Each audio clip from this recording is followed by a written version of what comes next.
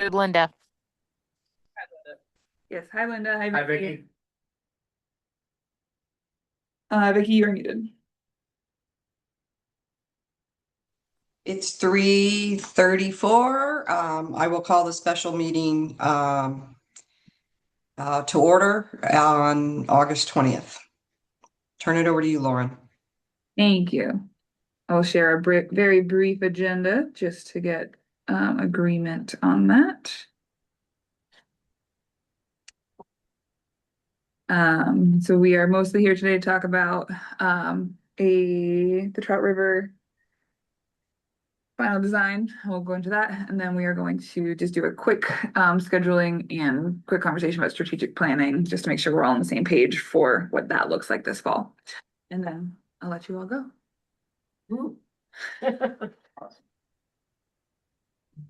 So, I don't think we'll need it, but the most I've gotta leave like 5:20, something like that. we should be done at 4. Great. If we're still here at 5:20, something's Yeah. gone horribly wrong. Yeah, she said it'd be 5 or 10 minutes. Okay. So sent out some information about the Trout River Floodplain Restoration Project, which is in Montgomery Center. We put out a request for proposals as is required by our funder. And we received 2 proposals, one from Stone Environmental, one from SLR. There's a memo detailing the differences between the scopes of work and the proposals and the budgets. We currently have $231,000 for this project, for the whole project. That includes staff time, our mileage, engineering services, and cultural resources services, and then permit fees. And then, this is also a project that is being led by Carrie. And so she's doing a lot of this. We can get into this, but at this point, upon reviewing the proposals, it is the staff's recommendation to go with SLR. Which one was that one? I know there were A little more, I think, not was- much. There was one with a little more, right? Yeah, But I like he had pictures, so it was Right. easier for me, who's not familiar, right? so yeah, so SLR on the whole bid, SLR was about $22,000 more for all of the tasks that we put into the RFP. Because the amount of money we have from our grant is not enough to cover all of what either consultant gave us a budget for. Like, we couldn't contract the whole amount at this point anyway. We don't have enough money to do that. What we're proposing is to choose a firm and contract them through this step 9, and then go back to our funder once we have a bit of a clearer idea of steps 10 through 13. And so, for a little bit more context, this is a 5-parcel project, but it made sense to put it all together because it's one stretch of river. And one of the parcels is a town-owned parcel that we know they're going to say yes if it seems like it's a really good project to move forward. And we actually are trying to fast track that project because this is actually the parcel where they're going to be putting in one of the pumps for the new wastewater system in Montgomery. So they're already going to have excavators out there. So we're trying to get it to all work at the same time. Great idea. And so this is why there's kind of like, we're doing all the groundwork for everything, and then we kind of peel off and we do the town parcel for a while, and then we circle back to the other parcels. At this point in time, all of the other landowners have said that they are interested enough to keep doing design work to really understand what the project would really look like on their property. And then once we get to a bit clearer of an idea on that, we're going to go back to the landowners and see if they're still on board. Some may say yes, some may say no. And so this, like, 10 through 13 nothing could happen, hypothetically, or lots could happen. And so what we're pointing out here is that for the steps 1 through 9, again, there's kind of a $20,000 difference. But then honestly, the steps 10 through 13 are pretty much the same costs that they're budgeted. And we don't even, again, know that we're necessarily going to need steps 10 through 13. Sorry, I know I'm rambling. And Can you so, just scroll to the top of those columns? yes, Gotcha. SLR's green, Yep. Stone's blue. So I just want to make sure I understand. So 1 through 9, we're thinking about getting someone else to do that? Or- Apologies. No, we're going to choose one of these two people to do To do- steps 1 through 9. Oh, okay, And that person, that firm, assuming any of the landowners besides the town say yes, will also do 10 through 13. But we actually don't currently have enough money from our grant to pay Right. for that. right, I got that. It was 213, right? The whole grant we have is 231, 231, okay. but that also needs to cover all of our time Oh, and okay. an archaeologist. Okay. Which it looks like it's not close, unless, What? it's 231, but I mean, if you did everything, they're at 2 something already, Right, so 218. 218, Right. right. Okay. So we would have $12,000 to do everything else in the project, Which is not enough. which is not enough. Especially with some of the cost cultural resources consultants are coming back to us with these days. So how would you propose to finish the project? More grants? Yeah, I actually have no concerns about getting the additional funds. I just don't have it Okay. right now. Okay. And then we figured it doesn't make sense to go get the more money right now, seeing as we don't actually know how many people are gonna say yes anyway. So, Right. but I actually am not worried at all about getting that additional $54,000 if that's what it ends up being. Okay. Lauren, Yes, one of Vicky. item task number 2, data collection.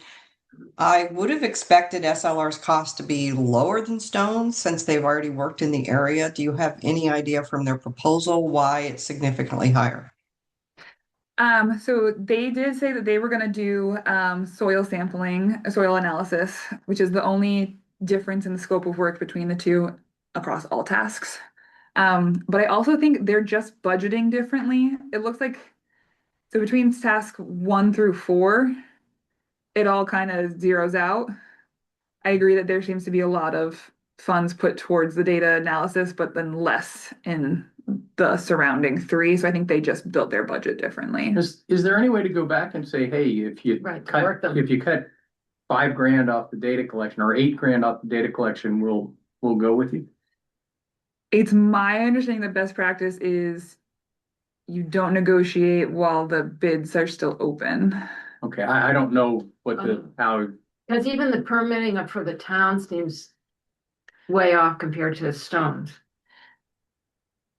That is a significant difference. The stone cost seems very low to me Oh, okay. based on my recent experiences. SLR seems a little high, but the stone one seems, So in theory, if we say, okay, we're gonna go with SLR, you could, and so that bid is closed, you could go back to them and say, hey, look, you're a little high here. Can we? yeah, at that point that we can then like say we want to work with you. You're our first choice. And We We need need you you to sharpen your pencil a little Right. bit. yeah, What prevents them from just saying no? nothing. Okay. Because I would just say, nope, you already picked us. Well, could you say, oh, well, in that particular case, I think we'll go with Stone's. Can't do that.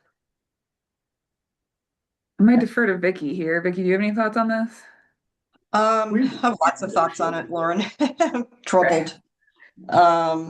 Number one, I would have expected SLR's bid to be lower than Stone's because they're more familiar with the watershed.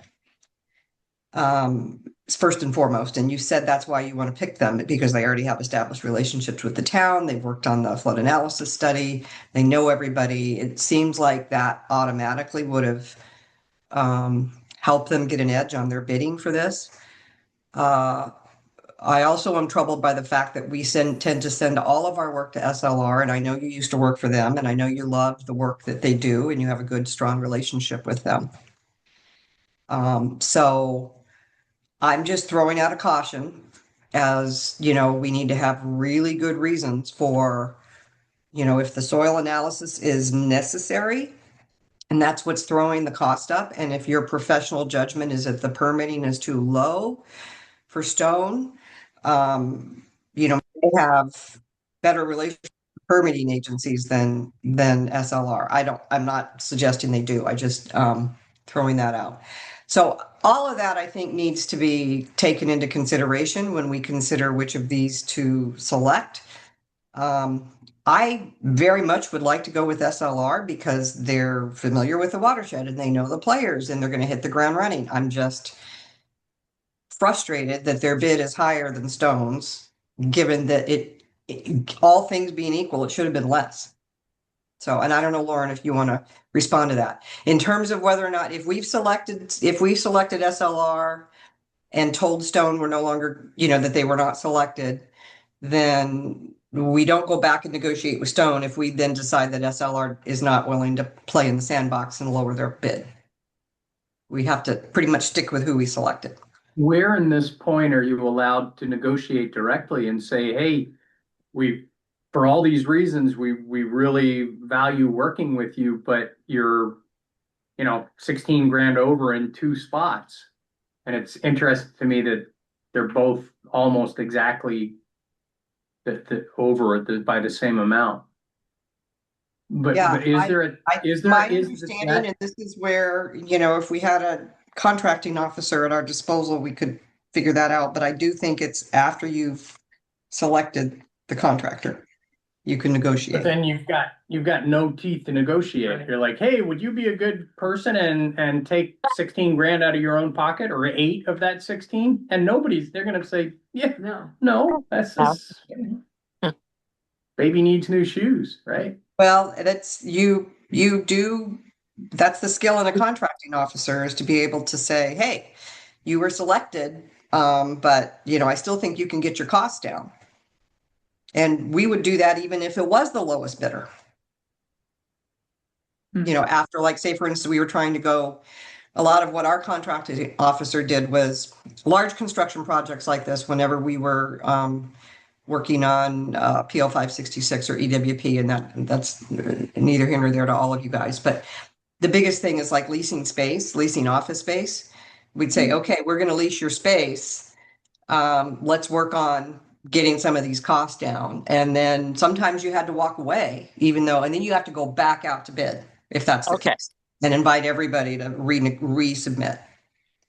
So absent a contracting officer, what are we pretty much don't have the ability to negotiate? Is that what I'm hearing? I'm trying to understand how this works. You negotiate after they're selected. If you can't come to agreement, you go back out to bid. Okay. Okay. That makes Okay. sense now. All right. Which slows the whole process down. Is the only Yes. the real downside is And you don't actually know if anyone will bid again. right. Oh.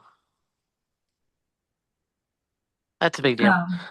And then Vicky, I did just try to I opened both budgets to see, it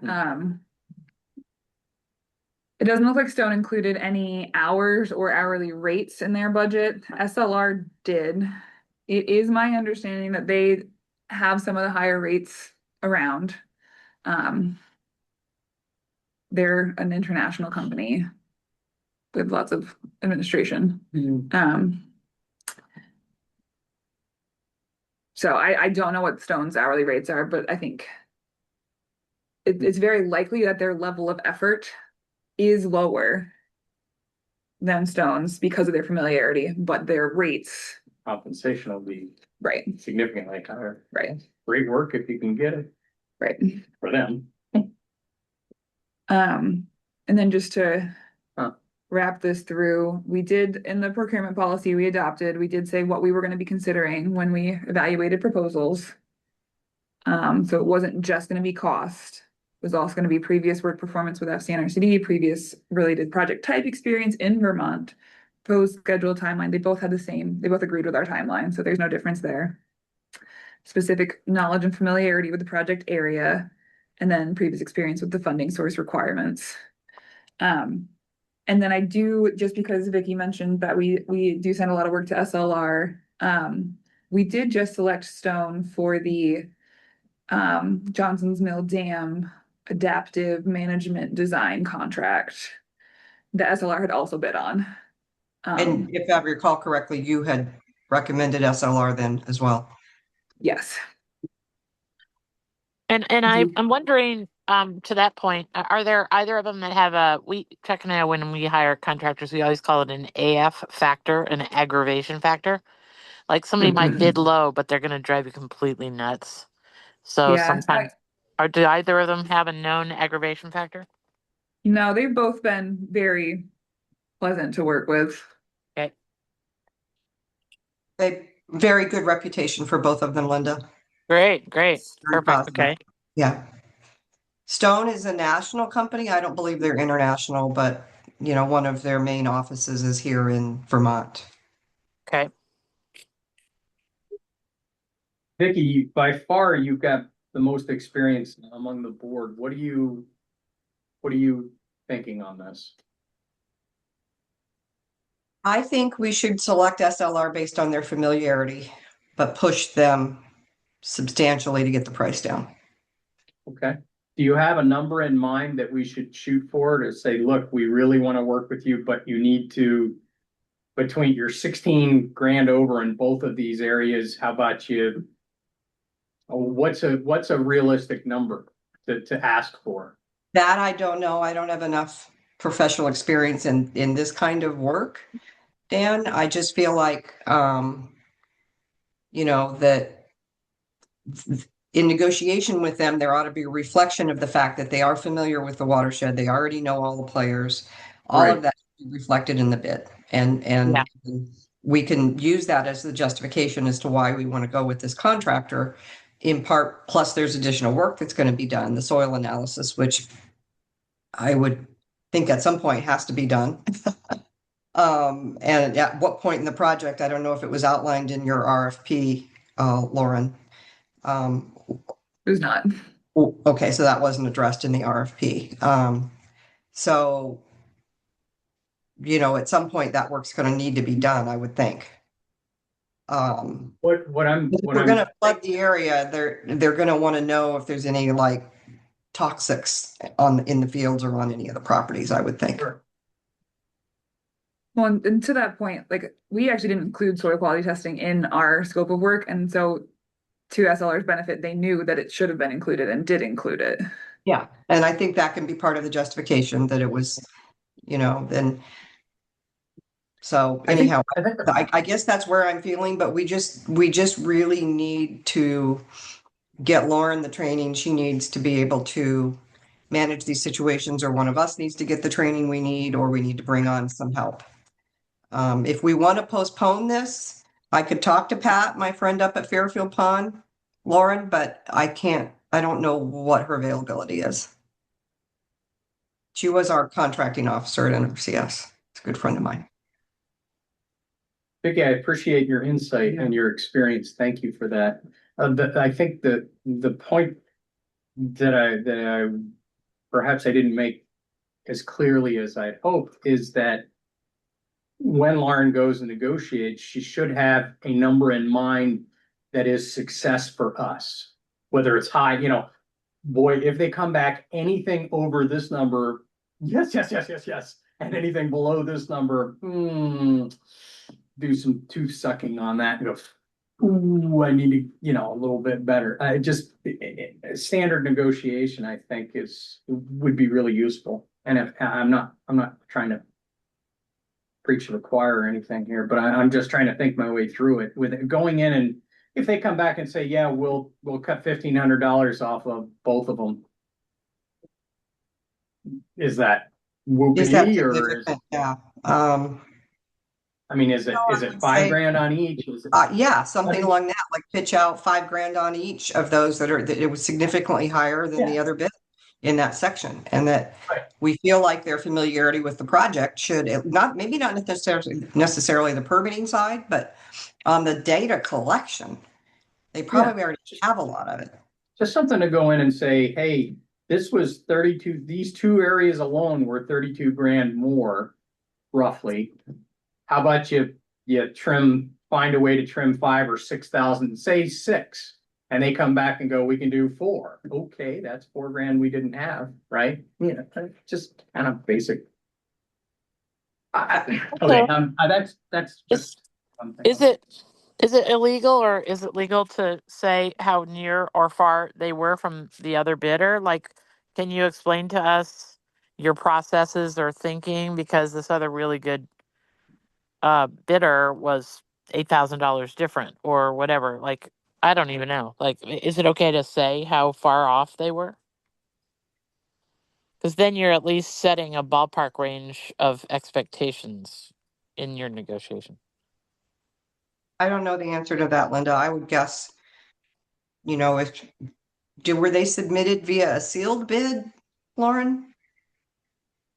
Did we use that terminology? We've only used a sealed bid for earthwork contractors before, Mhm. so no. Yeah, Um, I mean, do these companies assume that you're getting 2 or 3 other bids, and so they'd likely know that? I mean, all that's part of just the normal course of business. Like, if I just think of in my own world, if someone says, "Why are you $8,000 higher than Doctor So and So?" I'd have something to say for sure. First of all, I wouldn't know what Doctor So and So proposed, but also I can stand on a whole bunch of things that are part of the way we do business that add to the price tag, but also add to the quality of the outcome for the buyer. I think Vicky made some good, my opinion is, I think Vicky made some good points.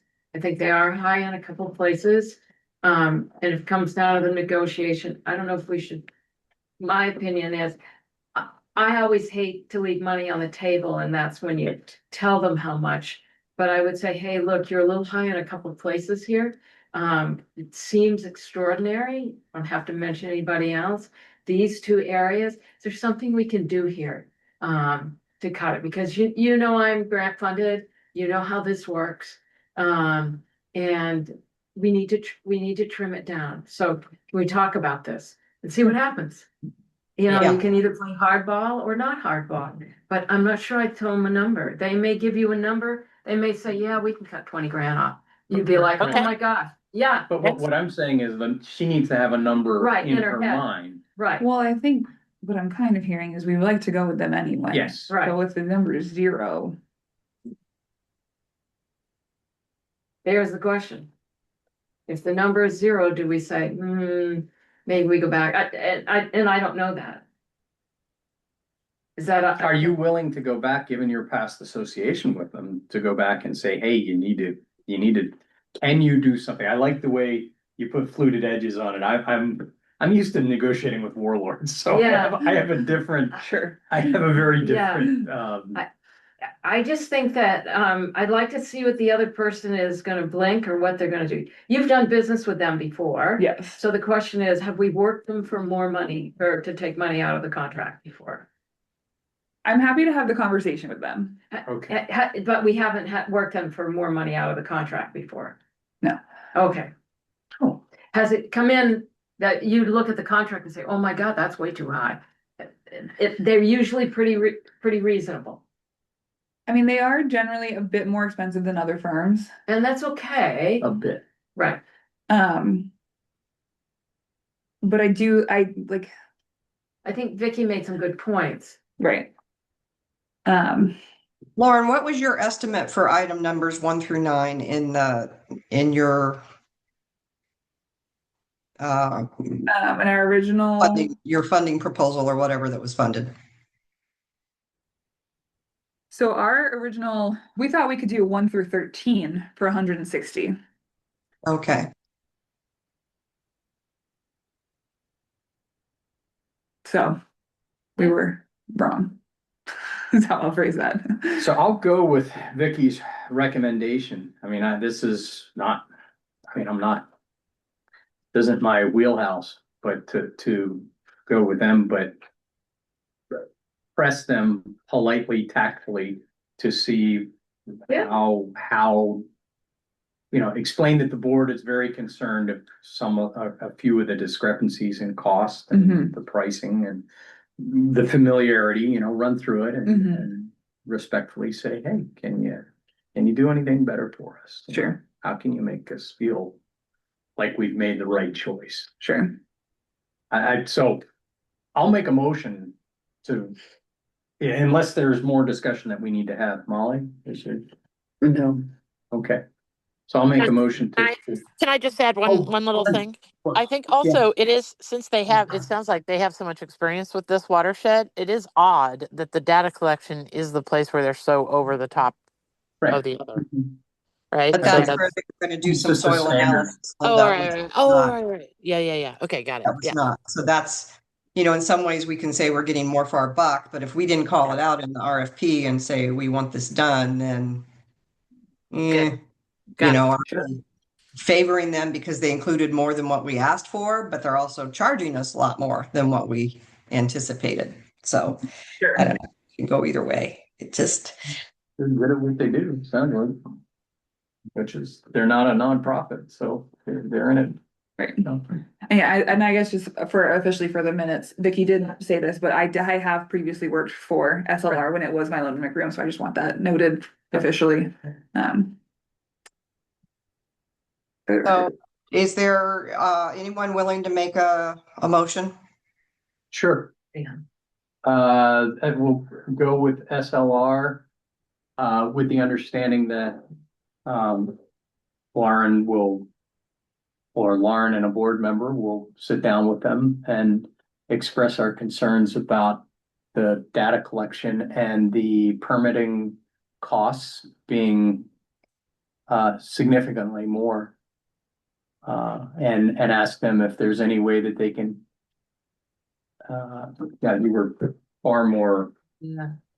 Reduce costs eloquent and than I was. benefits. Reduce costs, yeah. Yeah, I yeah. don't remember what I said, but yep. Yeah, Capitalize on the work that they've already done. Get those Yes. costs Right. down. Exactly. right. You know, this is found money for them. It's like just dust off a report and hit reprint and there you go. Sure. Is there a It's second? not, but Second, That was Karen. Any further discussion? Lauren, did you get the motion recorded okay, or can you get it? Yes, I'm just running the video recording and I'll go back and do all the typing after. Okay, all right, all those in favor? I, Aye. Any opposed? Okay, there we go. Thank you. Be interesting to see how this goes and then if yeah, I think that had it been a brand new watershed, I would have pushed harder to go with a different contractor, but I get that it makes a lot of sense to capitalize on that efficiency that they already have. So Wonderful. And then just, I'll let you go soon, I promise. I got okay. the easier thing is, would folks be able to meet on Wednesday, September 23rd at 3 instead of the 24th?